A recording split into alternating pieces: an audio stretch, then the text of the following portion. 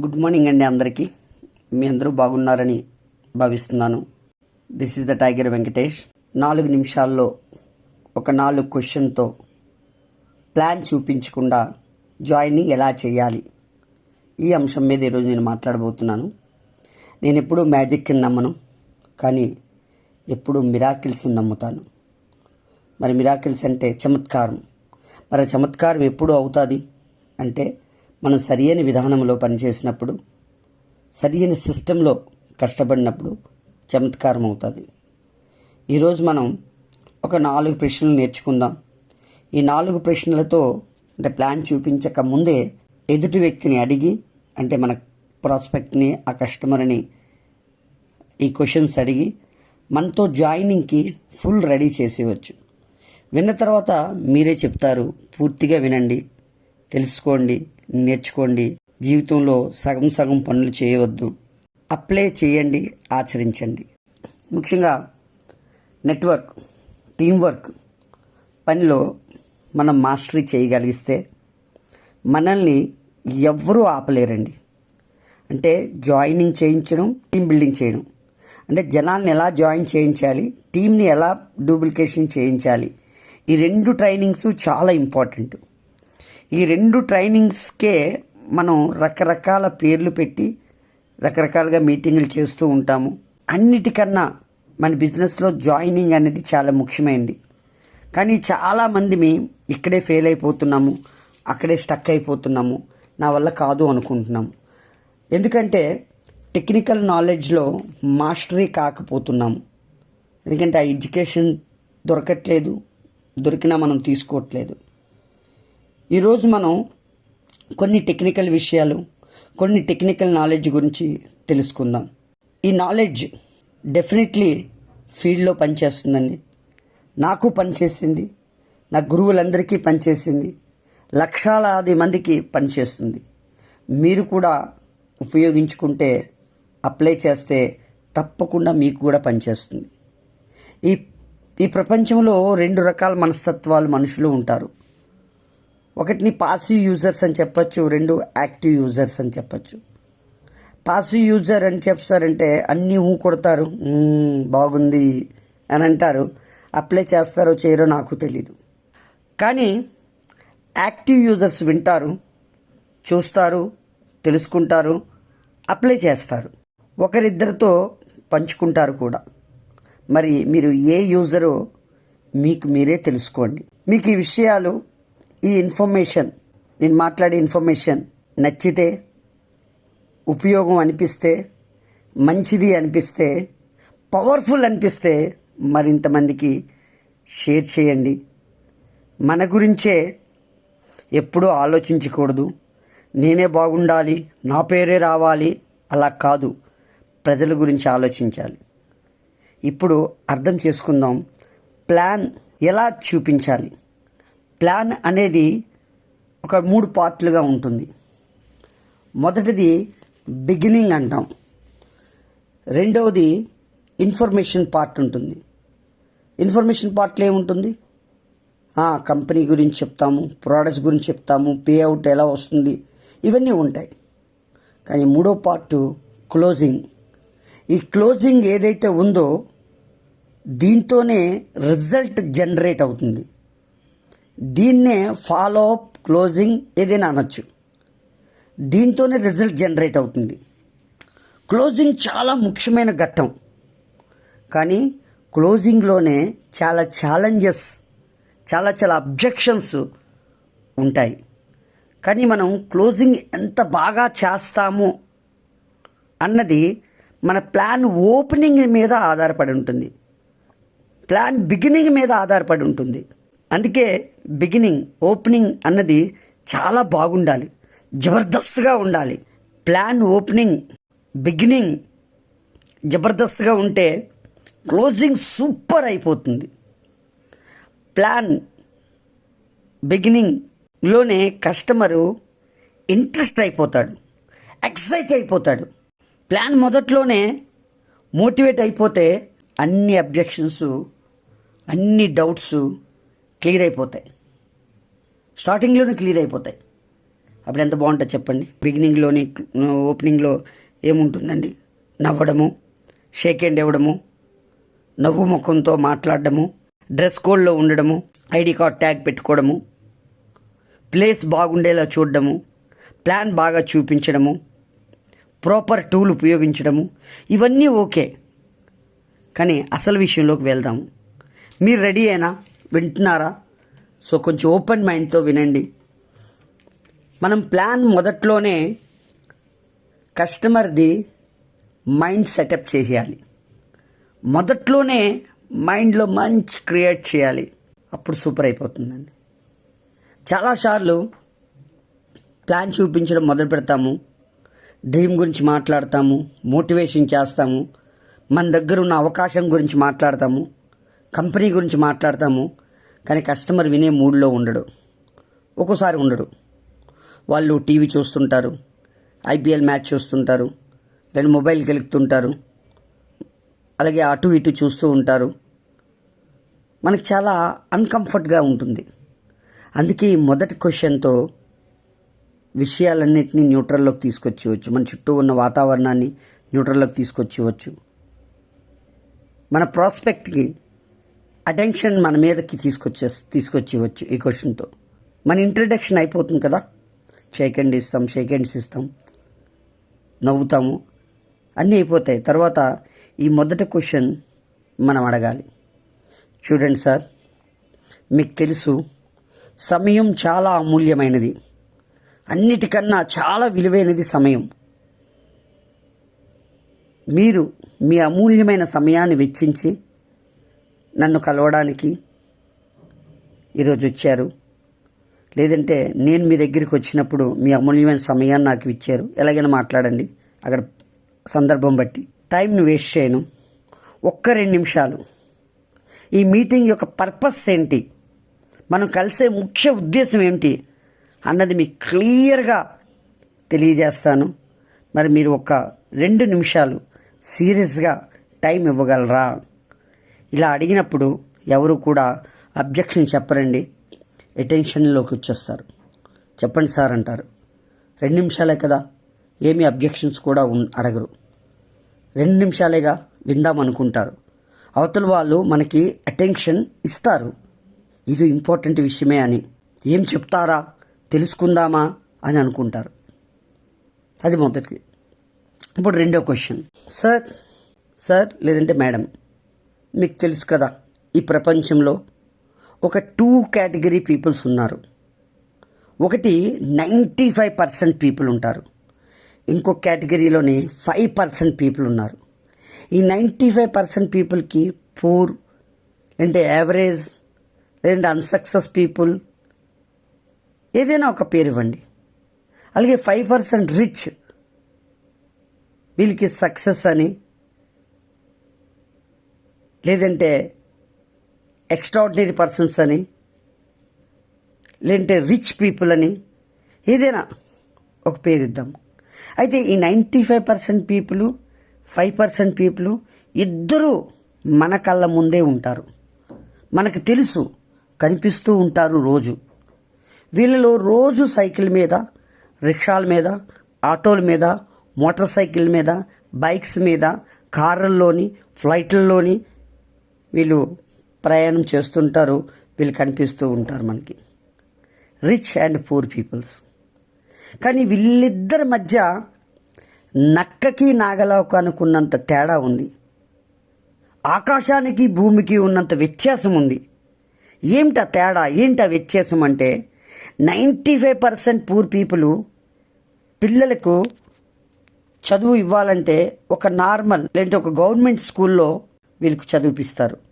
అదే 5% ఎవరైతే rich people, success people ఉన్నారో వాళ్ళ పిల్లల్ని ప్రైవేట్ స్కూళ్ళల్లో, హైఫై స్కూల్లోని చదివిస్తుంటారు. అలాగే 95% పీపుల్కి హెల్త్ ప్రాబ్లం వస్తే ఒక గవర్నమెంట్ హాస్పిటల్కి వెళ్తారు, లేదంటే ఒక నార్మల్ హాస్పిటల్కి వెళ్తారు, ఒక వైద్యం అందక ఇబ్బంది పడుతూ ఉంటారు. కానీ ఈ 5% పీపుల్, రిచ్ పీపుల్ ఎవరైతే ఉన్నారో వాళ్ళు 5 స్టార్ హాస్పిటల్లో వాళ్ళు ఒక మంచి వైద్య సేవని తీసుకుంటూ ఉంటారు, ఒక క్వాలిటీ ఆఫ్ వైద్యాన్ని అందుకుంటూ ఉంటారు. ఈ 95% పీపుల్ యొక్క పిల్లలు ఎవరైతే ఉన్నారో పాపం వాళ్ళకి పుట్టినరోజు పండగే తెలియదు వాళ్ళకి. కానీ ఈ 5% పీపుల్కి ఎవరైతే ఉన్నారో వాళ్ళ పిల్లల యొక్క పుట్టినరోజు పండగ చేసుకుంటుంటారు. కనీసం ఒక 5,000 మందికి పిలిచి పార్టీ ఇస్తారు. ఈ 95% పీపుల్ బస్సుల్లో, సైకిల్లో, ట్రైన్స్లో, స్కూటర్లో తిరుగుతూ ఉంటారు. కానీ 5% పీపుల్ డ్రైవర్స్తో మెర్సిడెస్ బెంచ్లో తిరుగుతారు, ఫ్లైట్లలో తిరుగుతుంటారు. ఈ 95% పీపుల్ 70 కేజీల శరీరంతో కష్టపడి డబ్బు సంపాదిస్తూ ఉంటారు.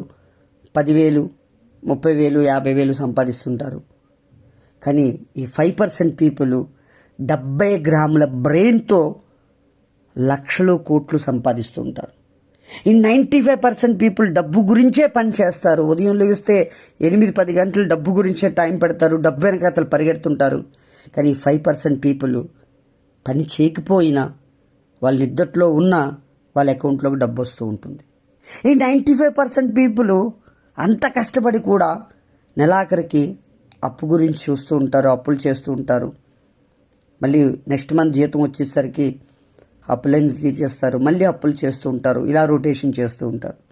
కానీ 5% పీపుల్ తన డబ్బుల్ని ఎక్కడ ఇన్వెస్ట్ చేయాలి అని ఆలోచన చేసి పొలాలు కొనడము, తోటలు కొనడము, అపార్ట్మెంట్స్ కొనడము, ప్లేసెస్ కొనడము, వీటి మీద ఇన్వెస్ట్ చేస్తూ ఉంటారు. 95% మంది ఒకే పందాలో నడుస్తూ ఉంటారు, కంఫర్ట్లో ఉంటారు. ఇది లేకపోయినా పర్వాలేదు, ఏం కాదులే, నడుస్తుంది. స్కూటర్ లేకపోయినా పర్వాలేదులే, సైకిల్ నడుస్తుంది. సైకిల్ లేకపోయినా పర్వాలేదులే, నడుస్తుంది. స్కూటర్ లేకపోయినా పర్వాలేదు, కార్ లేకపోయినా పర్వాలేదు, కార్ లేకపోతే పర్వాలేదు, స్కూటర్ మీద నడిపించేద్దాం జీవితం. నడుస్తుంది నడుస్తుంది నడుస్తుంది అని ఒక ఫండమెంటల్తో వెళ్తుంటారు. పిల్లలకి అదే నేర్పిస్తుంటారు, ఫ్యామిలీకి అదే నేర్పిస్తూ ఉంటారు. అంతా సర్దుకుపోని ఒక కంఫర్ట్ జోన్లోకి వెళ్ళిపోతారు.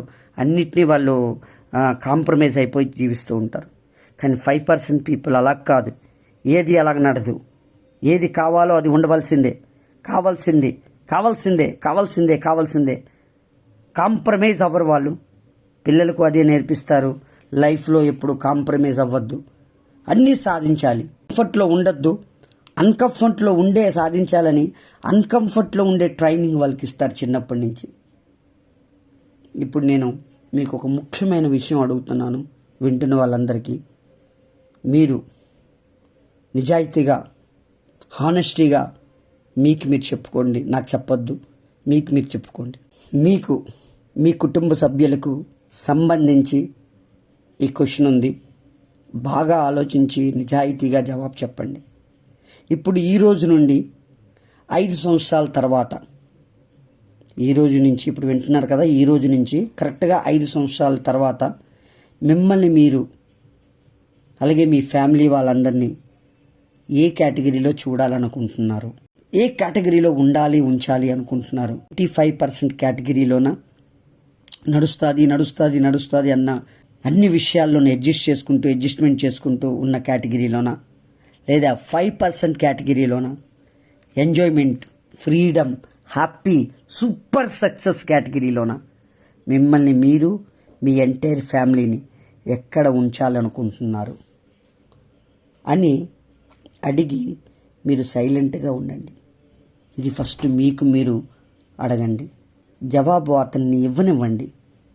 99% కాదండి, 100% పీపుల్ ఇదే చెప్తారు.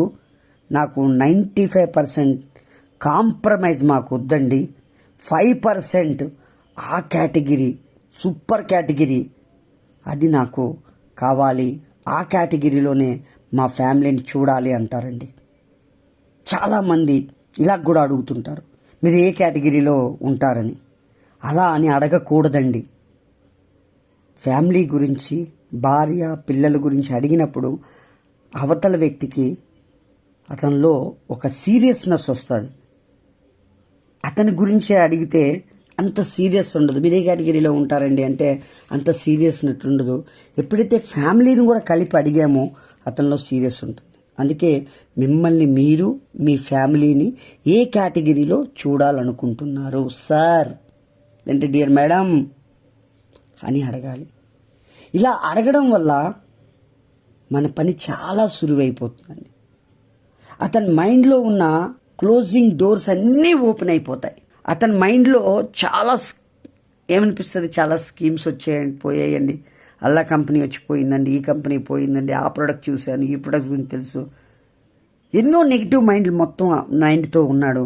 ఆ మైండ్ మొత్తం వైట్ వాష్ అయిపోతుంది. ఇప్పుడు 5 సంవత్సరాల్లో ఇలా ముందుకు వెళ్ళాలని మైండ్లో రన్ అవుతుంది, రైన్లో తిరుగుతుంది. ఇప్పుడు 3వ క్వశ్చన్. ఇప్పుడు మనం అతనికి చెప్పాలి, సార్ మీరు ఏదైతే చేస్తున్నారో అది జాబ్ కావచ్చు, బిజినెస్ కావచ్చు, షాప్ రన్ కావచ్చు, వ్యవసాయం కావచ్చు, ఏదో చేస్తుంటారు కదా, ఏదైతే చేస్తున్నారో అది ఏదైనా కావచ్చు, దాన్ని నేను రెస్పెక్ట్ చేస్తున్నాను, గౌరవిస్తున్నాను.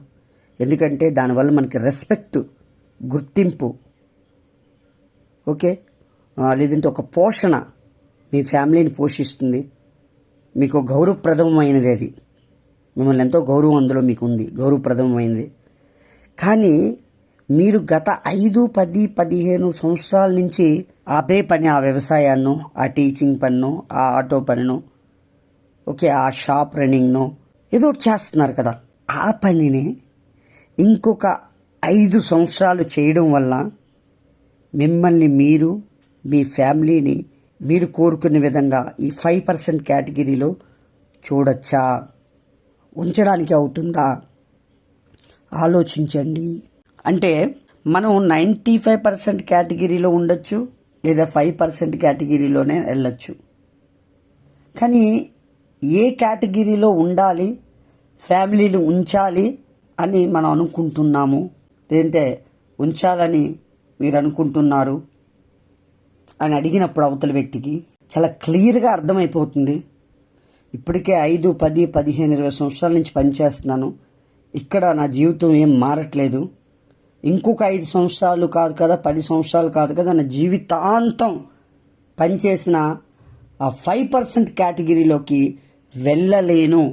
ఎందుకంటే చాలా డబ్బు కావాలి, చాలా డబ్బు సంపాదించాలి, ముందుకు వెళ్ళాలి, ఏదైనా కొత్తది చేయాలి, డిఫరెంట్గా చేయాలి అనే ఒక నీడ్ని, ఒక డ్రీమ్ని క్రియేట్ చేయించవచ్చు.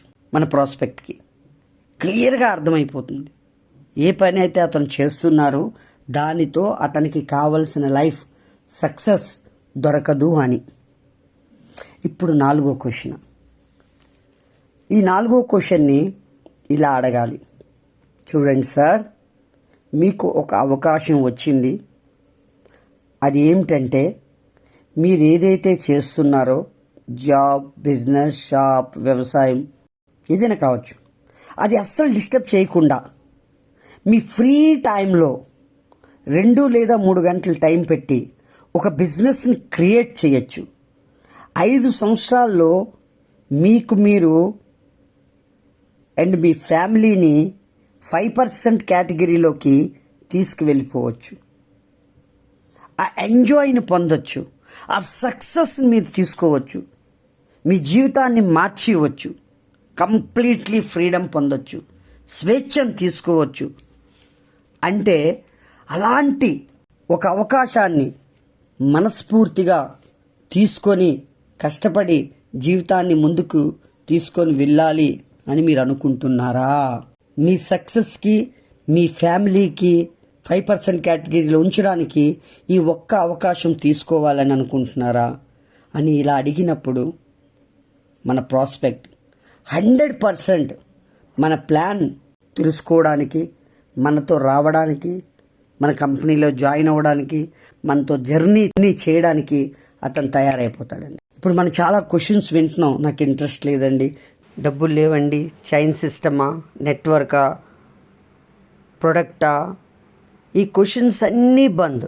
అవతలి పర్సన్ ఫుల్లీ ఇంట్రెస్ట్ అయిపోతారు ముందుకు వెళ్ళిపోవడానికి, సక్సెస్ అవ్వడానికి, 5% కేటగిరీలోకి వెళ్ళడానికి, అతని ఫ్యామిలీని ఉంచడానికి రెడీ అయిపోతారు.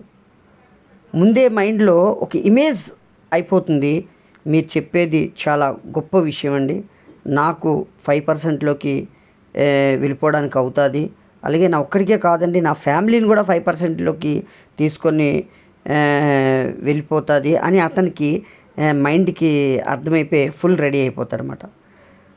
ఓకే, ఇక్కడితో మన పని చాలా అయిపోతుందండి. ఇప్పుడు ప్లాన్ చూపించాలి, జాయిన్ చేయించాలి, అది సులువైపోతుంది.